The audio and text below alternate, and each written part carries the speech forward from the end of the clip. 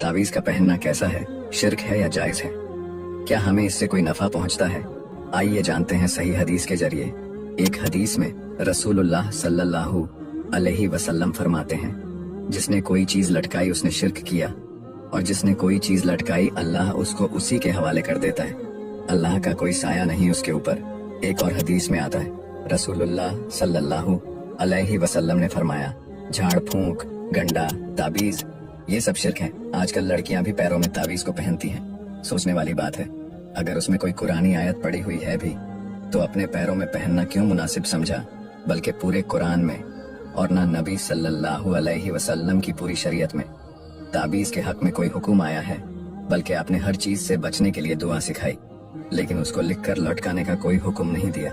तो फिर इससे आपको किस बात का नफा पहुंचता है? आप कौन सी हदीस को, कौन सी आयतों को फॉलो करते हैं? बल्कि कुछ हरकतें शैतान ही की होती हैं और फिर वो आपसे इस शिर्क को करवाता है। आपने भी नोटिस किया होगा, कुछ फर्जी लोग ताबीज देकर बोलते हैं, इसको खोलना मत वरना उल्टा असर हो जाएगा। अक्सर वो जादू करे हुए ताबीज होते हैं और उन पर जिन्नातों के नाम लिखे हुए होते हैं और दीन की बेरुगबती लिखी हुई होती है। हमें जब अल्लाह ने कुरान पढ़ने का और नमाज को अदा करने का हुक्म दिया कि तुम इन दोनों में शिफा तलब करो और मुझसे दुआ मांगो, क्योंकि मैं ही हर चीज में शिफा डालने वाला हूँ।